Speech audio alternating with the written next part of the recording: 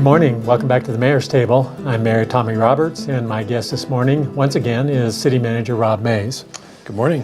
Good to have you, Rob. This is a good Wednesday morning. Yes. I hope everybody had a Merry Christmas. We're back at work today and getting ready for the New Year's celebration. That's right. Then we're headed into the new year. 2018 presents a lot of 2018. challenges for us, and one of those things that's going to be happening is that we'll have a municipal election coming up on March 6th of 2018.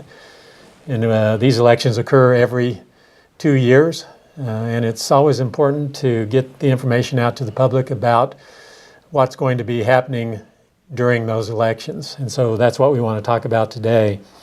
So the election is scheduled for March 6th, which is a Tuesday. But there are some key dates that we need to talk about, and we want to talk about those in just a minute. I think, first of all, we want to note for those viewing this segment of the Mayor's Table that there will be 3 positions on the ballot that make up the City Council, and then 2 other positions which involve the full-time municipal judge position and the part-time municipal judge position. But in the context of the City Council and the 5-person membership of the council, we'll have 2 districts that are on the ballot. Those are districts 3 and 4. And then we have the mayor's position that is on the ballot. So let's talk about key dates. Yeah, well, as you say, every 2 years, it's an exciting time of elections, but on the 4-year rotation, 3 entire members of our council would change, and the majority could change, including the mayor election, which is our only citywide election as we elect a new mayor. So, as you mentioned, the election is March 6, 2018, and then there's a couple other opportunities that people have for voting. The first is absentee voting, begins on January 30th, and early voting here at City Hall, at the City Clerk's office, that runs from February 14th to March 2nd. So the filing date for candidacy is Tuesday, January 6th, is that right?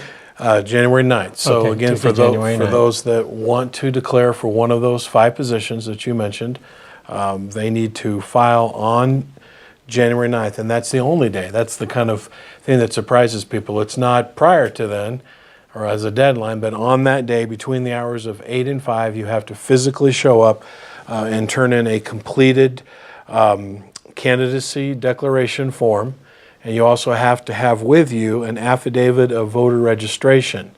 And the affidavit of voter registration you pick up from the San Juan County Clerk's office. So not to be confused with the municipal clerk. If you want to run for office, you first need to go to the San Juan County Clerk at the county offices in Aztec and to get your affidavit of voter registration.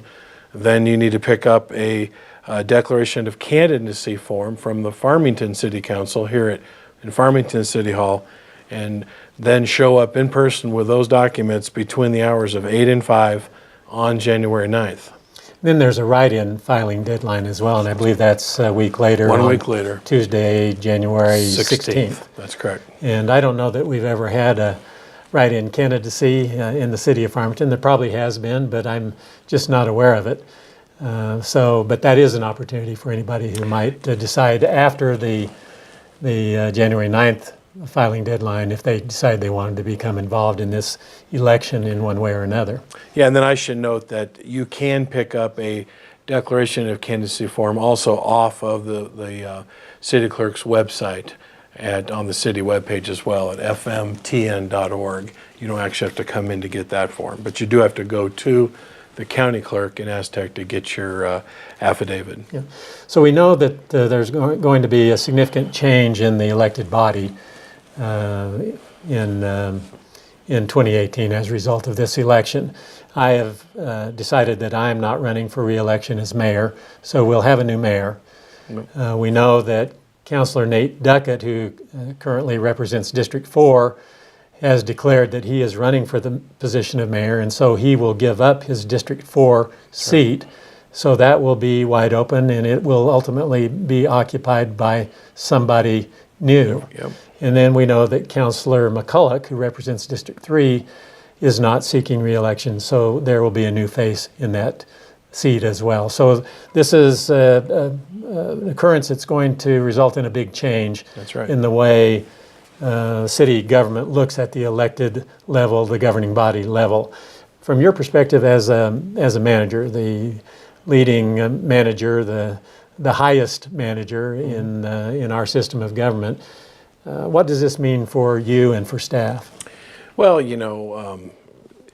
we have really enjoyed a long-standing lot of stability in our mayoral leadership and in our council. My job as the city manager is to carry out the policy direction of the mayor and council. So that's really my job. Not so much even it's a nonpartisan position.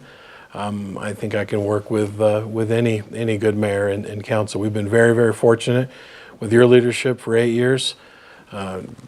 Mayor Stanley for 12 years before that, Mayor Taylor for 12 years before that. So in what is that, 32 years. 32 years, we've only had 3 mayors, and so that's a lot of stability and not a whole lot of turnover at the city manager position as well. So you asked specific, what does that mean? Well, the mayor ultimately unilaterally has the authority to appoint the city manager and then seek the concurrence of the council. So there's the potential for a new city manager.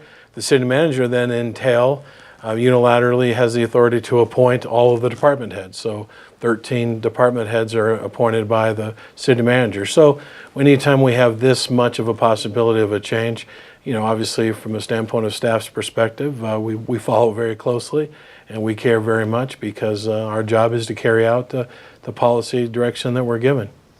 Well, in my opinion, good government is founded upon citizen involvement and an educated citizenry. I think that's one of the functions of an existing elected body, is to try to find ways to engage the people who live in that community to be involved in their local government. It doesn't have to be as an elected official, but that is certainly one way to become engaged.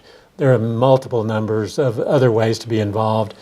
But right now we're talking about an election, so we provide this information to those of you who are viewing this segment of the Mayor's Table, encouraging you to think about whether you might be someone who would be interested in serving as a member of the governing body.